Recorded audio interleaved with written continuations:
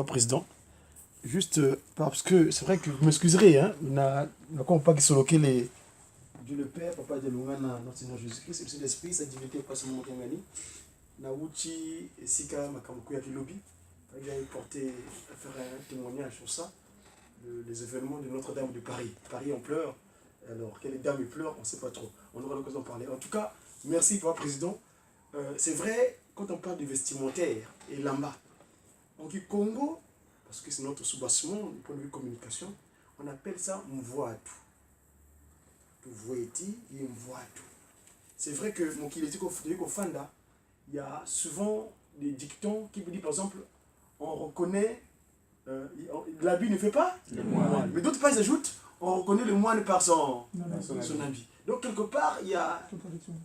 Ouais, enfin bref. Moi, ce que je voulais, quand on a dit thématique, un message, ça m'avait interpellé. Et ma préoccupation était de savoir pourquoi Bisso Tuzalinda Kisayamokili, Tulandaka, le problème, c'est ça surtout, pour savoir qui. Moi, c'est mon interrogation. Hein. Tuzali Banani. Alors, à propos des vêtements, je vous ai toujours dit que moi, j'ai passé 30 ans au Vatican. Alors, Basolo Kawana, ils n'ont plus de secret pour moi. Je prends l'exemple. À l'époque, quand on a au sein de la Kadiam Pemba, dans le vaticanisme, j'étais un grand monteur ambiance, le showbiz, Paris, Kofi Olomide, c'est un témoignage que je porte. Kofi Olomide, c'est Bercé, c'est moi qui passe sur M6. Makambo Belé, Tomi Yebakati.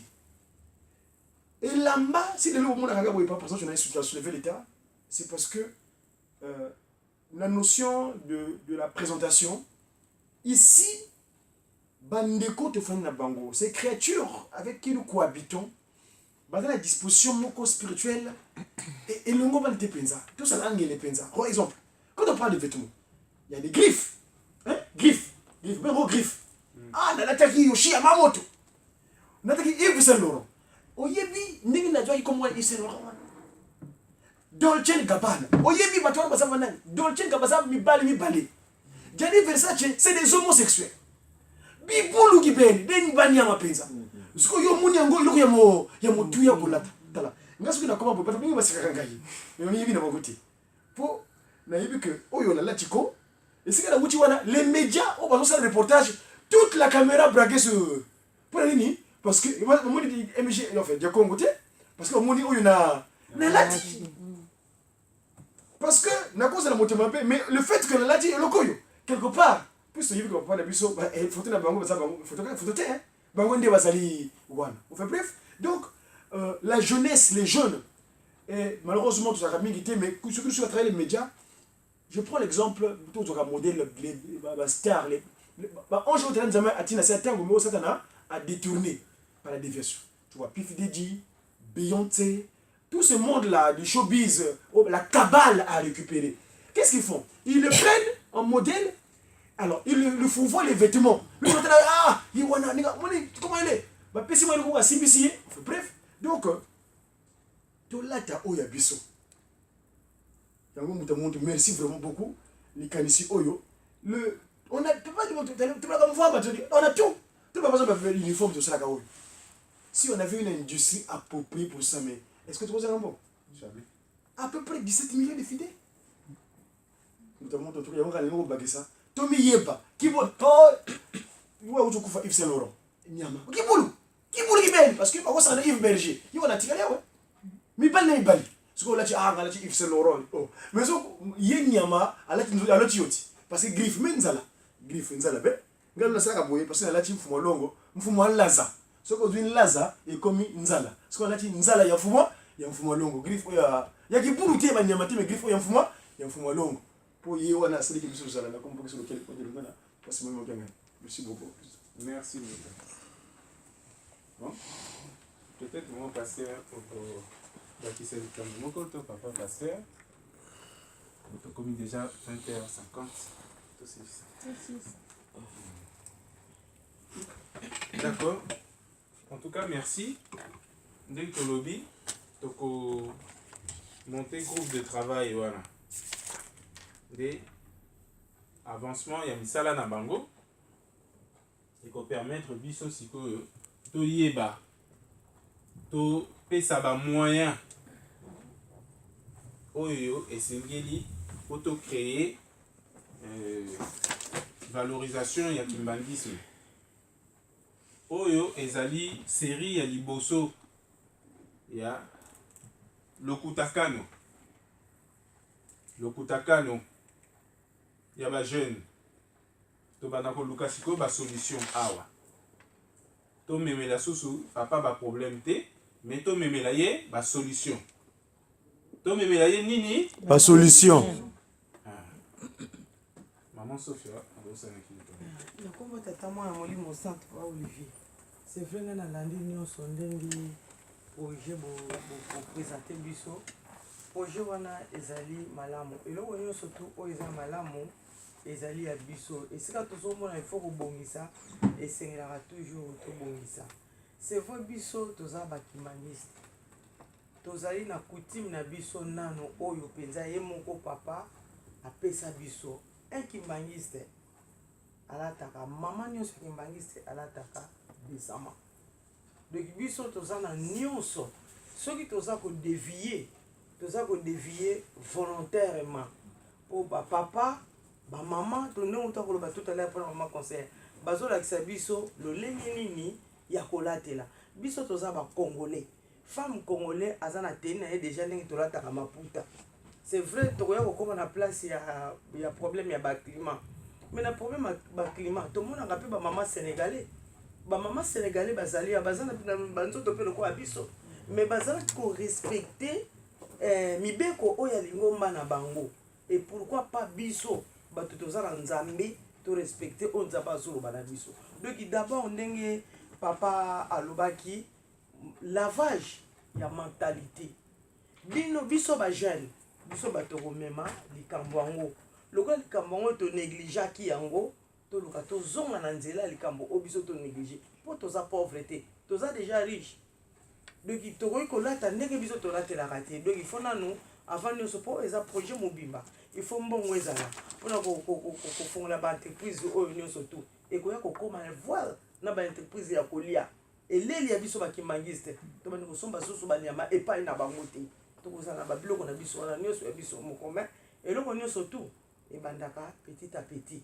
chaque likambo ezomata malembe mais pour le moment lokola toza nano na bamoyen te ya kosala nini oyo projet oyo touti komona lelo oyo esengeli nano tozala déjà na mentalité déjà lavage ya mentalité aliénation mentale oyo biso toza nango tolongola yango tozali bamama congolaise mama congolaise akolata ndenge nini kimbangisi ezali culture mobimba toza na culture na biso elateli ya mama kimbangisi ntango atelemi wana akolata desama alati maputa ne papa azoloba yango maputa mibale okolata liputa moko te ntango ozolata tokoba ndenge nini okokitisa liputa wana soki olati robe na yo kosuka wapi soki olati jipe na yo kosuka wapi to soki na kamba bazolakisa biso yango ozoma donc lokola bandeko na biso bakokende ntango bazokende voyage nyonso bato bazokende na bafete na biso ya minene esengeli il faut koteya ntango moto azokende ayeba elamba nini akende kolata na kamba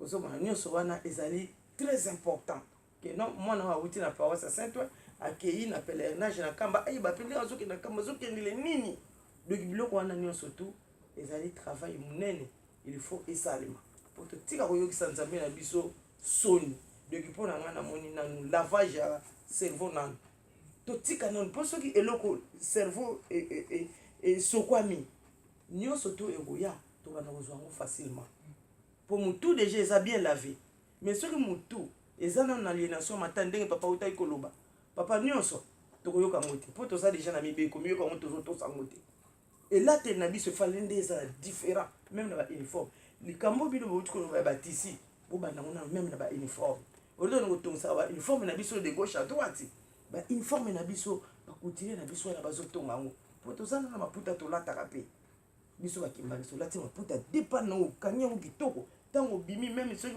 bamindele babengisi bino oyo na conférence moko boye soki olingi batala yo lata maputa olati yango bien décemment okangi fulano kitoko mondele akotala yo elateli akotala yo te soki elongi soki kitoko ndenge nini me elateli wana yo olati mondele asoki kosepela yango ndenge papa bodia otoloba na biso tout à l'heure donc lavage nano ya mentalité papa entre nous-mêmes soki lavage wana ekoti biso baprojet obongo tokoyeba koma tokosala mpona kofinanse yango mais soki tolobaka tofinanse projet sa mitu na biso ezala lave tokosala eloko te exode eumeli na biso wana de 1 à 17 wana eumeli na biso donc ezosenga il faut vraiment lavage ya mentalité ngai nasepeli na likambo oyo mpo eloko nyonso to ezalaka na débit ya likambo oyo bino bofongoli oyo eza eloko moko ya kitoko tata nzambe asunga biso nyonso tu tokotala likambo oyo mpo vraiment epesa biso fu ya kitoko nakoma tata mwana molimo santo. Merci maman Sophie. Donc comme le passé, s'il te plaît. maman Brésil. Non, sur, Après sur la chaise. Au nom du Père, du Fils et du Saint-Esprit, moi je voudrais juste faire une petite remarque au niveau du travail. Suivre l'habillement, malheureusement, nous, pour les femmes, au niveau du travail, parfois c'est pas possible. Parce que se couvrir la tête, on peut pas parfois. Nous valoriser en tant que femme congolaise, comme vient de dire maman. Mettre 2 panneaux au travail, c'est pas possible. Donc par rapport à ça, je voudrais juste faire cette remarque en fait, qu'au niveau du travail, parfois on peut pas, même si on aimerait bien et qu'on voudrait, mais c'est pas possible par rapport au règlement, par rapport aux tenues qu'ils demandent, par rapport au niveau du travail, c'est ça quoi. D'accord. Wana na otika bali na maman Jeanne yimoko awoyeba ndenge nini ako répondre bino. Mais biso tolobi boye. Maman Sophia. Olandi ndenge lokutakano esali na nkamba. Malgré toyoki ba détail te. Mais tozolanda principe ya mokonzi ya bule. Papa aye pona clôture ya lokutakano. Alobi tolanda mibeko toyebi yango. Mais mbangu bokende kozulanga ba $10 po tosala misala. Tozokende nango mbala moko. Ba oyo bakolanda balandi. Po eza pe na ba jeune ki mangis bakendaka misala jamais na ba mini jupe. Bakendaka toujours na ba jupe ya milai. Baza pe ba jeune. Ba oyo baza na possibilité ya kolata foulard, balata ba foulard. Ba oyo règlement intérieur epekisi bango, bakolata foulard te, mais bakolata décemment. Zomona. Donc biso tokozela te que tosala nanu lavage ya mentalité pona batu nyonso pota mususu ekosala un siècle. Tokende nango nyonso mbala moko. Mutu, il faut ozala sire na likambo na yo. Yango bayebisaka biso leo nyonso. Mosali tina nini asalaka. Nayebi te soki bozo comprendre. Si. Faut kozala sire. Soki toza sire ya eloko wana. Po biso nyonso tozolobaka eza eloko ya bien ba jeune na sepeli. Oui. Soki eza eloko ya bien, totia sikoyo maboko na poche. Soki totie maboko na poche te tolobi kaka ke eza eloko ya bien tozotala ngo na musika eza bien. Tokosala pe eloko te. Soki tomoni ke eza likambo na biso, leur groupe de travail akoya na conclusion ya travail na bango et que bakosenga biso nyonso to participer à 50 €, biso nyonso tia ba 50 €. C'est simple. C'est simple. To s'attendre répéter que batu nyonso bakondima likambo wana. Na ba oyo bazosepela nango te. Na ba oyo bazoloba ke bazosepela nango me bakosala te. Na ba oyo bazosepela nango me bakosala, biso tokende kaka na modèle ya mfumalo. Ya version ya sika ya lokutakano. Tolobi likambo. Oyo alandi, c'est bon. Oyo atikali. En même temps, tozotia ba moyen pour tolakisa monene ya kimbangisi. Papa azolala, azolamuka, mutu na ye kaka 2021. Azala ba objectif.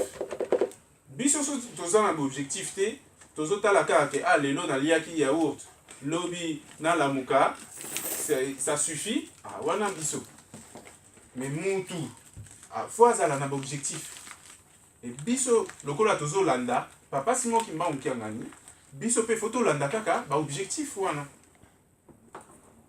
misala ntango tozoloba ke misala ya nkamba to misala ya lingomba tokendaka nango nyonso mbala moko mise nzanza bisadi restaurant nini ti libaya awa nyonso tokendaka nango mbala moko tokozela te ke bato nyonso babongwana to toteya soki nini tokokende nango nyonso mbala moko wana eza principe ya lingomba ekendaka ti même na gestion na biso ya mbongo nakanisi bino bozosimba mbongo kuna na paroisse boyebi soki olobi ke mbongo okanga ngo kaka na likambo moko nyonso ekendaka na banzela l'essentiel que topusana donc nakanisi topesi merci na ndenge tolandi thème na biso ya lokutakano ya lelo kimbangisme et habillement moko na moko asala effort amitala acontrôler elateli na ye ntango ozolata bien nga mpe nazolata bien ye kuna azolata bien tokovalorize image ya kimbangisme matei ekokontinue awa na ijiki na apaki malgré que papa Antonio na évité so bozozela nini mais afiki lokola balamuki donc tokokende ndenge wana matei tokokontinue kaka koteyana mais tozala na souci ya likambo na biso oyo yango toyembaki nzembo ya vous êtes les ambassadeurs tolandaka nzembo wana bien maloba nango moko mpona lelo tosukisi bongo na kombo tata mwana mpe tata molimo santo amen tokosala ntinsani ya vite fait avant